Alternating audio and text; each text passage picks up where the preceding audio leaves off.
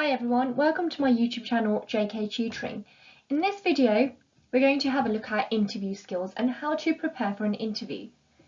So this video will be useful to everyone who has an interview coming up or are looking to apply for a job and really need some tips on how to prepare.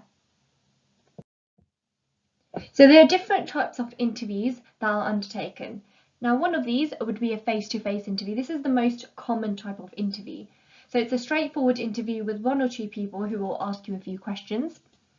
They might be the person who will manage you, so it might be your line manager or someone else from your department or someone from the HR team.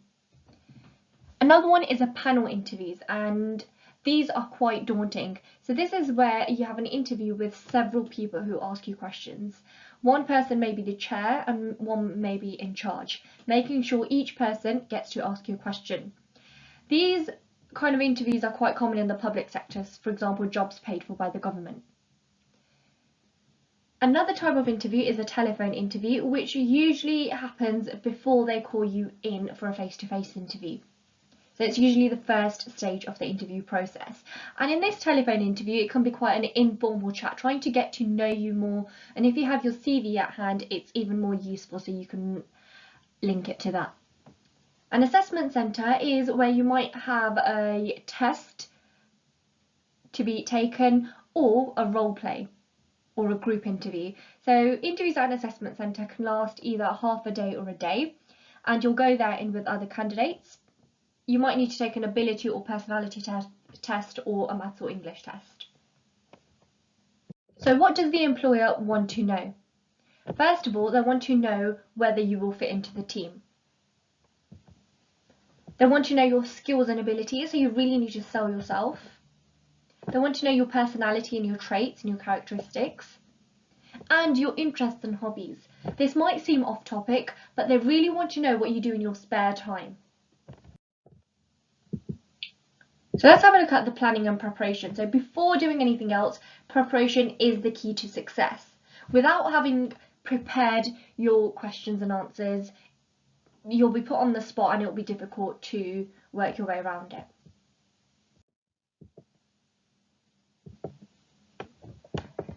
So first of all, you need to be able to research the company. Before going into your interview, you need to know about the company you're applying to. It shows passion, it shows knowledge of the company itself. Think about the job roles and duties and responsibilities you'll be asked to do and what they want to hear. You need to be thinking positive and practice with your friends and family. You need to call to confirm the interview the day before. Now this isn't an essential point to make, however it will be good, so it shows that you're interested and you're organised. Always take your CV with you and other documents that might be helpful to them. Again, it shows your organisational skills. Here are some top tips to remember when arriving for your interview. Don't be late. Always arrive 15 minutes or half an hour before your interview.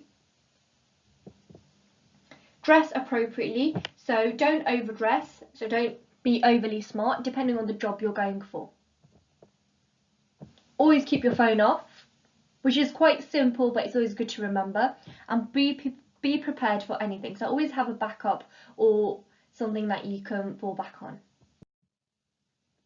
And once you're there, now the body language is the most essential thing that they look at. You need to have a good, firm handshake. Of course, during COVID-19, you won't be shaking hands. You need to be enthusiastic and energetic. Make eye contact and lean forward, so don't slouch behind. Compliment the staff and the building around you. Mirror the interviewer. Have a small amount of humour, but don't overdo it. And above all, be confident. Body language is the way we communicate without actually saying anything. So even when you're sitting in the room waiting for your interview to take place, they can tell a lot about you just by you sitting there. Really giving off those vibes. 80% of communication is done through our bodies. 13% is through the way we say things, and 7% are the actual words we say. So as you can see here, the statistics are very low for the actual words we say.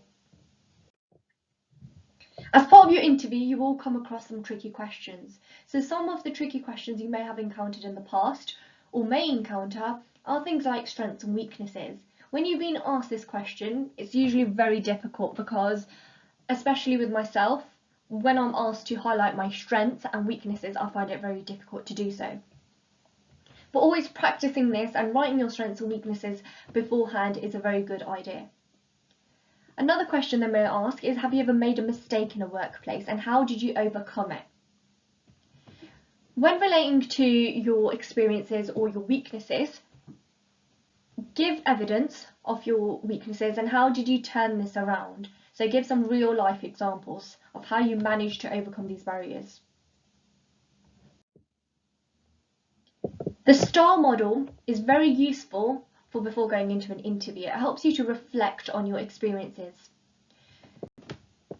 So we've got situation, describe what was happening and where, explain what you were doing, describe what actions you took and the skills you used to overcome this, describe the outcome and what you achieved. So the STAR model, a lot of people don't know this, but the STAR model is a very useful tool to use in your interviews, and I've always gone by this method.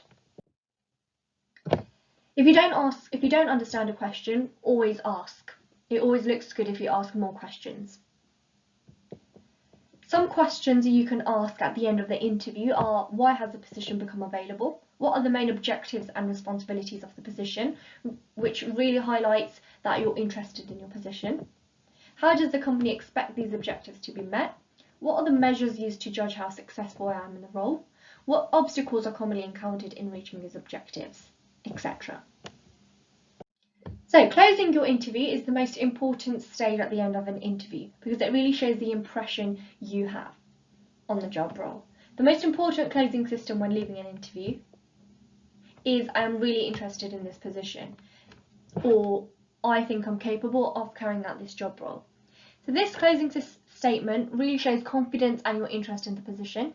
Some other closing actions might be, thank you for your time, can I have some feedback, and when will I hear from you? So it is really important that you highlight your interest in this job. So thank you all for watching. If you did think this video was useful, click the thumbs up icon below, leave a comment, and if you have any questions, please do ask in the comment section below, and please subscribe to my YouTube channel. Thank you.